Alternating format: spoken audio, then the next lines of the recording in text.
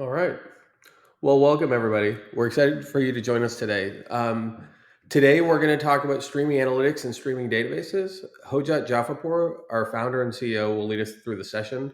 And please feel free to drop questions in the chat as we go, and we'll answer them during the Q&A.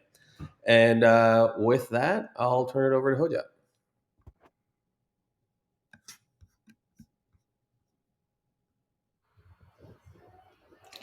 Thanks, Vijay. Hello, everyone. Thanks for joining us in this webinar. As Vijay said, we are going to have a conversation on streaming databases and streaming analytics systems. So let's start with a quick overview on streaming data systems. As you know, streaming is becoming more and more pervasive, and in a variety of verticals, you see applications and use cases that requires data streams and demand that low latency and real-time characteristic that comes with data streams. We see this in IoT use cases, infosec use cases, machine-generated data analytics, and processing of logs data use cases. Gaming, mobile, and ML and AI use cases also are places that you see a lot of data streams that are being generated and being processed, and actions are being taken based on the result of those processed data streams. So the foundation for data streams is the streaming data stores, or we call them streaming storages. Streaming storages are systems like Apache Kafka, AWS Kinesis, Apache Pulsar, or many other systems that you may have seen in open source and cloud providers. So the backbone of streaming data provides two major capabilities for producers of data to be able to continuously produce the streaming data into the streaming store, and consumers of data will be able to continuously consume the stream of data that are being generated with low latency. So streaming data storage literally sits in the middle, and producers can produce data continuously and consumers can consume data continuously without thinking about the scale, operational complexity, and all of the things that comes with the streaming storage systems that you have, especially these days by availability of cloud version or offerings on the cloud for managed Kafka or Kinesis systems like this. You will be able to easily bring in a streaming storage, start producing data to these streaming storages, and start consuming data from different applications in real time. So these systems are changing the architecture in the companies and emerging as the central nervous system of these architectures. There are two main capabilities for streaming storage systems that differentiates them from other systems, and uh, kind of like results in popularity of them in existing architectures and future architectures that we see for data management. First, they decouple the producers of information from consumers of information.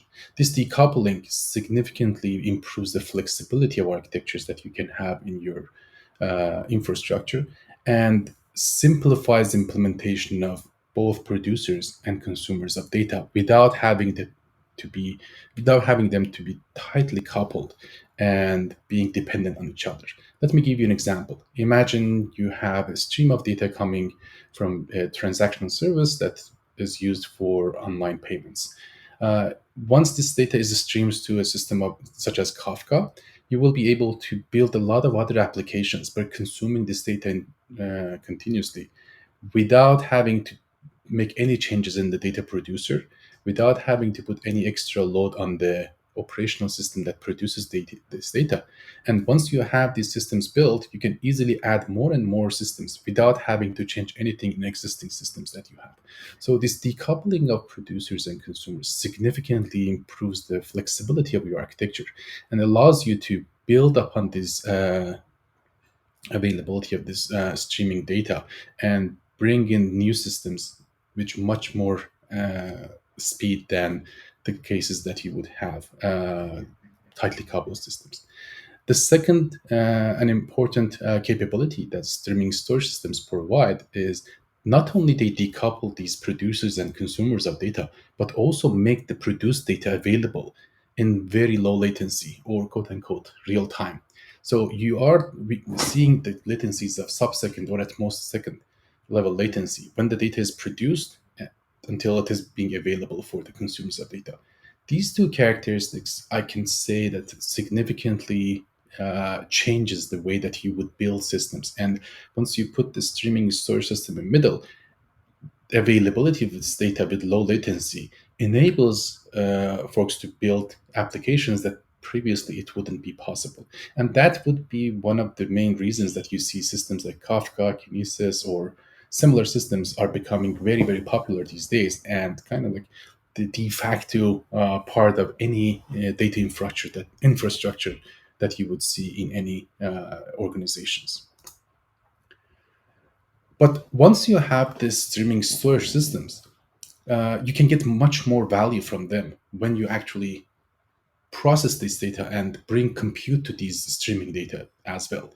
So benefits of bringing compute or processing for the streaming data that you have in streaming storage systems are spanned from real-time insights to cost saving and improved performance. Let's double click on each of these a little bit more. Real-time insight, now you have the data available in seconds instead of traditional batch systems that usually data would be available for the consumers of data in hours or even days once you have these periodically running batch data processing systems. With seconds latency or sub-second latency in many cases, it opens the door for a lot of use cases that require these type of latencies to be effective or to have a reason to exist. So it opens the door for a lot of interesting use cases that previously you wouldn't be able to do with the batch systems that introduce hours or days latency. Cost wise, incremental processing of data significantly improves the cost model that you may have for processing this data compared to processing them in batch, which may result in reprocessing the data multiple times. In the case of streaming, you can significantly reduce this cost by just making sure that you process data only once and you don't have to do reprocessing over and over again. And finally, making data available in low latency can improve the performance of these systems significantly compared to the latencies that you would see in the batch systems. Stream processing or the ability to compute the data in motion that is stored in the streaming data stores opens the door for a lot of interesting use cases. These use cases that you see in this slide are just subset of the use cases that we have seen that customers and users of streaming data have been benefiting from in the data processing area. Streaming data pipelines is one of the very core use cases that we see over and over when folks are continuously processing data as it comes to streaming storage. They do operations like filtering, transformations, enrichment through joins and correlation through joins, aggregations and window aggregations to prepare data for downstream applications or prepare data to different consumers based on the requirements of those consumers that they have. Real-time anomaly detection is another important use case that we see in cases like fraud detection. And these are, again, use cases that the latency is very important and you cannot rely on batch systems to be able to accomplish these type of use cases. You need to have that capability to respond to these events in sub-second latency or at most a second latency. And anomaly detection is one of the core use cases that we see for stream processing area. Continuous monitoring and alerting based on machine generated data, for instance, or different types of data. You can imagine that you want to monitor, detect anomalies or detect situations that you need to take action. And once you have those detections, you want to take those actions in very low latency. Customer 360, content personalization, real-time inventory management, and of course, online features stores in ML. These are all use cases that with the streaming systems, you have low latency data available. And as data comes, you can process them and get insight from that data as soon as possible, therefore enabling these type of systems that if you didn't have these type of capabilities, you wouldn't get the value that you would like to from these applications. Let me give you an example. Imagine, for instance, you're personalizing a specific experience for a customer that is purchasing something on your website, if you are an e-commerce website, if you are detecting some behavior that you want to personalize the experience, you cannot rely on a batch system that would process this data, let's say every hour, and the result is available after an hour. Now you have to take an action based on that result. By the time that this processing is done and you want to take an action, user already have left the website. So you need to be able to analyze, process these data events that are happening in your system continuously and react to them in real time or with very low latency. That is the place that these type of systems can bring huge values for your business.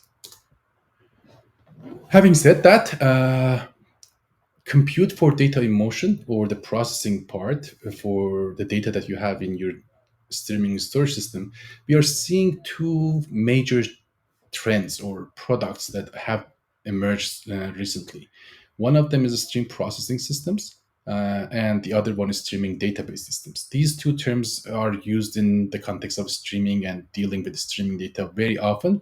And in this webinar, we want to kind of like deep dive in each of these type of systems and compare them with each other and see where you can use stream processing, or also people call it streaming analytics systems, or streaming database platforms. Let's start with the stream processing or streaming analytics system. Streaming analytics systems are systems that are computing streaming data in real time. These systems are a compute only system, meaning that they don't have a storage of themselves.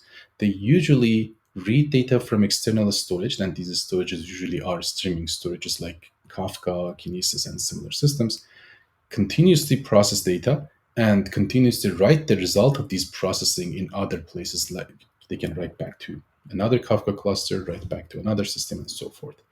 As I mentioned, there's no internal storage other than internal status stores that they keep for computes, meaning that they don't have persistent storage similar to Kafka or object stores and so forth internally for themselves and make it available for outside systems. So they just are a compute layer on top of existing streaming storage systems, for instance.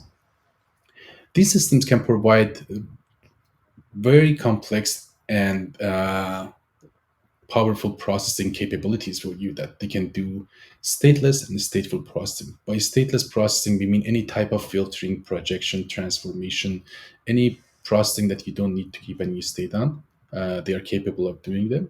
And also, they provide stateful processing. Stateful processing are usually more complex processing that needs to keep track of the state as the data comes. Examples of these type of processing are aggregations, joins, window aggregations, and similar operations that add more complexity. And streaming analytics systems or stream processing systems have native support for these type of operations and significantly simplify uh, the use of these operations in the context of stream processing for the users. Some examples of streaming analytics systems, we can refer to Apache Flink as kind of de facto standard in stream processing. KCQL, DBB, and Kafka streams from Kafka community, and Spark structured streaming also can be considered a streaming analytics system. As you see, all of these systems, they don't have any storage by themselves, and they work in conjunction with a streaming storage service such as Kafka. Some characteristics of the streaming analytics or stream processing systems. In these systems, your queries or the unit of processing are jobs. For instance, when you're building a compute unit, you're building a job in, for instance, a system like Apache Flink. And these jobs can also work in isolation. You can run every job in its own environment without having an interference from any other existing jobs that you have. So this capability is very important, especially for scenarios that you have a mission critical use case that you cannot afford to have interference with the resources and the processing that the job is doing or a query is doing from the other queries that they don't relate to this query. In addition to that, the life cycle of these jobs or queries in stream processing or streaming analytics systems are independent of the sources and sinks that they read data and write data to. And it is very important characteristics. Imagine a Flink job that you have. You read from a Kafka topic, for instance, you process data, you transform data, and you write back to another Kafka topic. In this case, the life cycle of those topics are independent of the query that you have, meaning that if you terminate the query, doesn't mean that those topics should go away or vice versa. And this is a very important characteristic that we are going to discuss in the next steps. One of the big differences with streaming analytics and streaming databases. So for streaming analytics, primarily use cases that we see for these type of systems are in building streaming data pipelines or streaming ETL pipelines. They are used for streaming data integration, transferring data from different sources to different sinks, and making processing as they move data from point A to point B. Real-time ML pipelines, we have seen a lot of use cases that people use streaming analytics systems, and of course, data quality issues, meaning that again, it can be considered as a data pipeline as well. You read data from some sources, you make sure that the data conforms for a given format that you want. If there's any changes, you can transform data, or you can filter the data that don't conform to the quality that you want to. So these are just few of these examples. There's plenty of different examples that you can see use cases that folks are using systems like Apache Flink, KSQLDB, or Kafka Streams to process data as it arrives and build insight on top of that data. Let's consider an example, a very simple example, to see how, for instance, you can do stream processing using a system like Apache Flink. Imagine you have two Kafka clusters, a production Kafka cluster and a development Kafka cluster, and you have a clicks topic in production Kafka cluster, and you want to move this data to the dev cluster. But as you're moving data to the dev cluster, you also want to obfuscate the PII data and also filter the clicks and only move the clicks from the mobile users. You can easily build such a data pipeline with one query in systems like Apache Flink and read from the clicks, perform that obfuscation and filtering, and write the results back to another topic in the destination Kafka clusters that you have.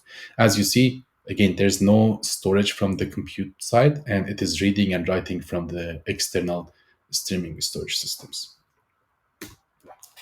All right. Now that we had a quick introduction on the streaming analytics or stream processing systems, let's go see what streaming databases are and how they differ from the stream analytics systems. Streaming databases, you can think about them basically as systems that build continuously updated materialized views. These systems, unlike the stream processors, they do have their own internal storage. So they're a combination of compute and storage. And from their point of view, usually the streaming storage systems like Kafka or Kinesis are only the source of streaming data. And they continuously ingest data from systems like Kafka and do the processing and store the results internally themselves and in their own internal storage. And once they have these materialized views built internally and continuously keep them up to date, they make them available for third party systems to query and get the results of those queries from these materialized views. These outside systems or third party systems that query these materialized views always are guaranteed that they are getting the latest or most up to date data, because internally streaming database continuously gets the new data from the streaming storage systems and updates the view continuously. So they have a very good sub-second or second latency guarantees that any data that you have in your materialized view is the latest data that you can have, and you're not going to have stale data or stale materialized view problem that you would have in the batch systems if you wanted to build such a system in the batch world. Again, in the streaming database systems, you have two types of queries. You have continuous queries that are used to build your materialized view and keep them up to date. These are very similar to the queries that you see in the stream processing systems, but the sync of data for these queries, as I mentioned earlier, are materialized views that are built internally and are kept up to date in the internal stores of these streaming database systems.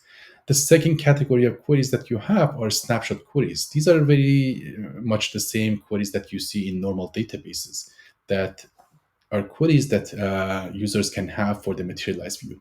These are point in time queries, meaning that when you submit a query, the result is going to be computed using the materialized view and it's going to be returned to the user.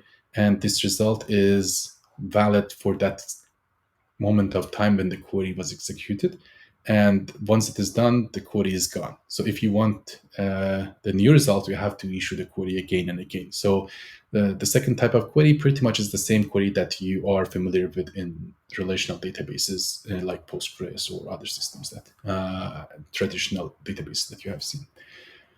Very important characteristic of the streaming databases is that the materialized views that we have, the queries, the continuous queries that are building these materialized view, their life cycle depends on materialized view, meaning that once you drop the materialized view, it also terminates those uh, queries that are keeping these materialized view up to date. This is very different than the case that we had for the streaming analytic system or stream processors, where you had independence of like life cycle between the sources and sinks and the queries that are reading and writing those sources and sinks.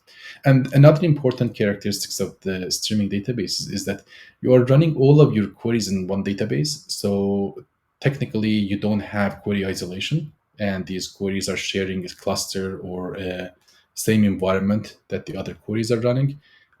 Uh, unless you actually have one cluster per query, that would be prohibitive in these type of services that you see. Primary use cases for streaming databases, as I mentioned, is building those incrementally updated materialized views. These incrementally updated materialized views are core concepts that, as I mentioned, are maintained internally in the internal storage of these systems, and they can be served as always up-to-date materialized view for the users of the streaming database. Let's look at an example of use case that you can build for the streaming database. So imagine, again, going back to our previous example, you have a Kafka cluster that you have a click stream data in this Kafka cluster. You can build the different types of materialized views by writing queries in a streaming database and building materialized views. For instance, you can write a query to build a materialized view that has the hourly clicks per page for mobile devices. This is going to build a materialized view and continuously read the click data from the Kafka cluster that you have from the given topic. And continuously, it's going to update this view. And anytime you query the view, you will be getting the most up to date result for the clicks per page in that moment that you're querying the materialized view. Another materialized view that you can write would be, again, clicks per device category. For instance, how many clicks so far I had for mobile, for desktop, and so forth. This is, again, you can easily build a materialized view and make it available for use cases like dashboards and real-time dashboards and those type of scenarios that you always have access to the latest data without stillness that you would see in traditional materialized views. And finally, another example for this would be you have a materialized view that gives you the top 100 users with highest click counts per hour. This is again a window aggregation that you want to find top 100 users that have highest clicks during that hour window. And again, easily you can write these as queries and build a materialized view and make it available for third-party applications like dashboards or user-facing applications and so forth. In summary, there are different angles or dimensions we compared and described the streaming analytics and streaming database solutions that we see. Let's review them quickly. From storage point of view, streaming analytic systems, they don't have their own internal storage. They always work with external storage systems, and they also work with variety of external storage systems like streaming storage systems, object stores, and so forth. And they read and write data. They read data, process data, and write the result back to external storage systems. On the other hand, streaming DBs, they have their own storage, and they just use the streaming storage systems as a source. They don't rely on them for storage. Both of the systems support SQL as their interface, but streaming analytics systems, they have capability to support other languages such as Java, Python, and other languages. But of course, it comes with complexity of as user, you need to be able to build applications using those languages that are familiar with them. On the query isolation, streaming analytics can provide much better isolation because you can literally have different jobs running by their own environment. Usually in streaming databases, you don't have this query isolation. All of the queries that you have are going to run in the same cluster. Query lifecycle wise, streaming analytics, the lifecycle of the query is independent of sync and source, source and sync. But in the streaming DB, it depends on your materialized view or aka sync that you have for your continuous queries. And finally, for common use cases, streaming analytics usually are used for streaming pipelines. This is one of the common use cases that you see. And for the streaming database, real-time analytics or user-facing analytics is one of the common use cases that you can build using streaming databases. And as you see in the Venn diagram that I have here, these systems share some capabilities, and therefore some use cases can be built with either of them. But there are use cases that either streaming analytics or streaming database are going to be the use cases that you can use tools that you can use them to build those use cases. So we see this fragmentation in this compute space that usually people want to have capabilities of both of these systems, but each of these systems have their own capabilities and usually don't provide the same capabilities that, for instance, other ones has. And therefore, it forces users and customers to kind of like either stitch the different systems together to kind of like get those capabilities that they want and build those systems on top of those, or end up using both streaming database and streaming analytics systems and kind of like end up dealing with two systems instead of one.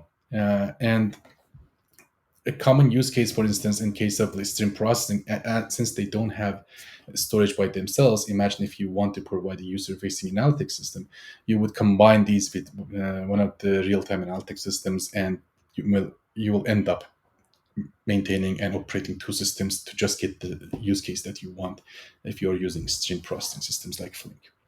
So the question is there a better way to do or satisfy these kind of needs and give capabilities to users without having them to uh, navigate these fragmented space? And we have been building Delta Stream, which we believe that it is the answer for these type of situation. That a lot of cases users have needs for capabilities for systems similar to streaming analytics or stream processors, and a lot of cases people need uh, capabilities from streaming database systems, such as building always up-to-date materialized views. Why not have both of them in the same system, in a unified system, and not have users to deal with multiple systems and learning and operating and building systems for multiple of those? So that was one of the goals that we had when we started building Delta Stream. And Delta Stream is a unified platform that has capabilities of both stream processors and a streaming analytics systems. We have built on Apache Flink, and we have, as I mentioned, capabilities to build streaming pipelines and materialized views and so forth.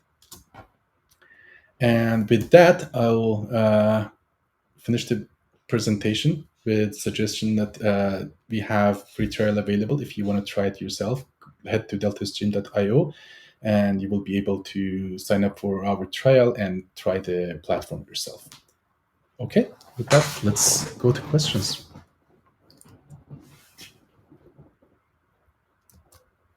I think we have one question. Vijay, can you read the question for me?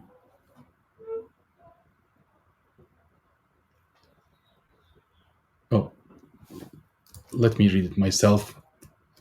The question is, which data formats can Delta Stream support? Currently, in Delta Stream, we have support for JSON, Avro, Protobuf, and primitive data that you have in your streaming storage systems like Kafka, Kinesis, and so forth.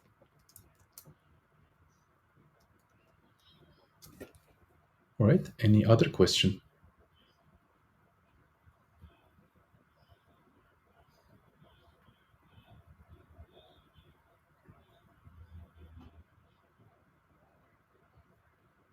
Great. Seems that the presentation was very clear There's no questions.